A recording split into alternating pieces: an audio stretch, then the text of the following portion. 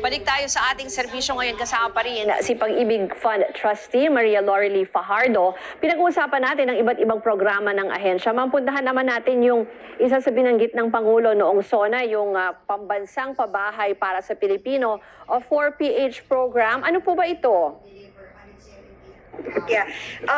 Bago tayo pumunta sa 4PH, nabanggit mo nga kanina kasi na isa sa Pag-ibig sa mga nabanggit ni Pangulo sa SONA niya, no? Wherein may record high na naman kami.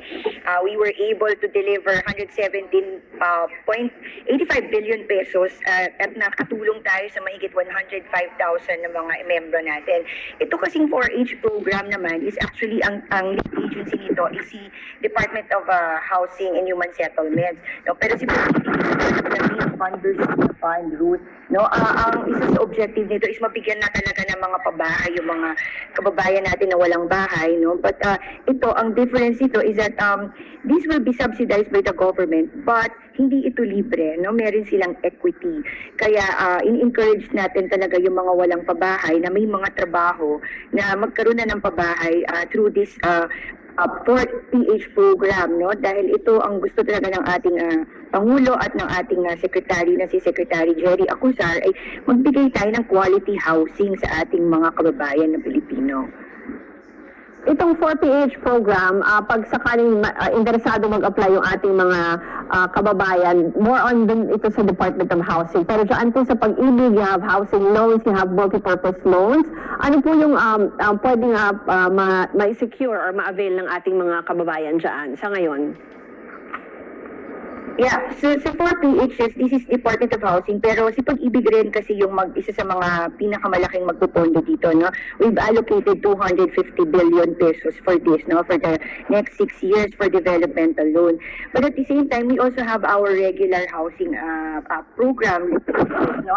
In fact, I'm happy to announce na bumaba pa yung interest rate natin, no? Kung dati yung 6.375% interest rate natin sa isang loan natin, ngayon ay 6.25% na lang for the 3 years repricing period. So, mas mababa pa yung housing natin ngayon.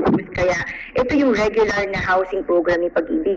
Yung kasing 4PH program, ang isa sa mga requirement kasi niyan, ito kasi medyo mid-rise or high-rise na mga parang condo units, no? Kasi the idea is, hindi na natin iaalis yung mga kababayan natin sa mga like highly urbanized area, no? For example, may mga informal settlers na kailangan nating ilipat, lalo na kung medyo disaster risk prone yung kanilang area at kailangan nating silang i-transfer. Hindi nila kailangan pumunta sa malayong lugar.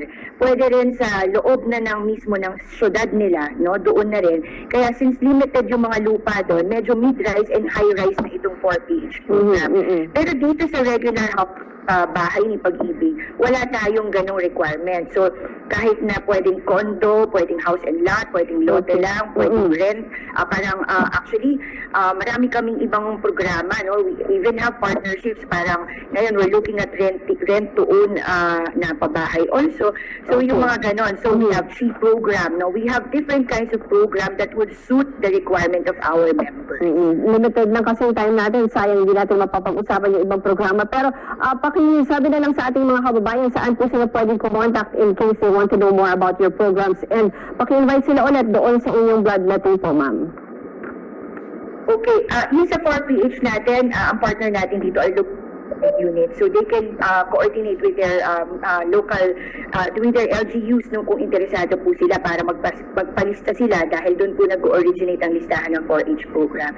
So, yung sa bloodletting naman natin, please, we encourage you to help us promote this. Mag-donate po kayo ng blood, no? For as long as you're healthy and you're 16 years old to 60 years old, no? Basta po nakatulog kayo ng 6 hours, huwag po kayong manigarilyo, at saka po, you're willing to donate to save life. This is this is a very noble act, no? Kaya pero ang layo na mararating nito. Please join us sa JELPS po sa Shaw Boulevard in Mandaluyong at 7 o'clock in the morning until 3 p.m. Yan po yung sa NCR at yung mga nabanggit ko kanina. So, thank you sa Dugong Alay at sa Rotary Club of Chinatown Circle at sa mga partner hospitals natin, Ruth. Maraming pong salamat kay Pag-ibig Fund Trustee Maria Lorely Fajardo at abangan